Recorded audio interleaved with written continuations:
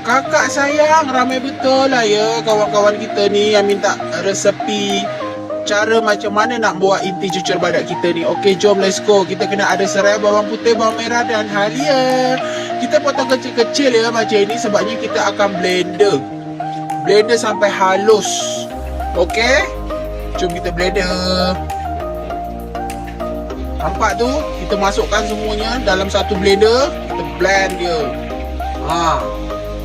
Ingat nanti resepi Dahlia akan tulis dekat caption ya. Okey, kita blend sampai halus. Ini Dahlia tapis lah ya. Okey, kemudian kita blend cilinya pula. Cili ni pedas gila lah.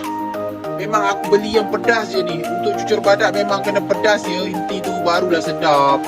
Okey, bahan blend semua dah blend. Kemudian kita masukkan minyak ni. Kita panaskan minyak. Dah panas, kita masukkan yang bawang putih, halia, serai. Itu kita masukkan, tumis sampai garing dan naik bau ya. Nampak tu? Kita tumis dulu. Bagi garing, dah garing semua. Kita masukkan cili blend pedas kita ni. Nanti sukatan kat caption ya. Korang tengok dekat caption. Korang buat tak sebanyak macam nak buat sikit je kan. Okey, dah siap ni, dah garing. Dah garing cili, nampak kehitaman sedikit ya. Dah gelap, kita masukkan gula. Masukkan penyedap rasa. Kita masukkan sedikit garam dan sedikit air ya. Okey, kita gaul rata macam ni sampai gula tu dah hancur lah. Dah sebati dengan sambal ni tadi ya. Nanti bila dia dah sebati, minyak tu akan naik atas. Kalau korang tak letak air, nanti dia jadi macam gumpal-gumpalan. Jadi korang memang kena letak air sedikit. Okey, nampak tu minyak tu dah naik atas kan. Dah naik atas, kita akan keluarkan minyak ni ya. Kita tak nak minyak ni.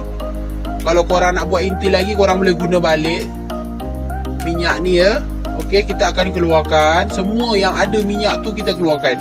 Kita tak nak minyak tu. Okey, dah siap dah. Kita masukkan kelapa kita ya. Kelapa ni bila masuk je kelapa, korang godek-godek sampai dalam 15 minit lah. Kalau macam Dahlia buat dalam 15 minit. Dah masak barulah tutup api. Kita sentiasa godek bagi dia merata semua ya. Okey, itu saja buat cucur badak kita. Inti dia dah siap dah.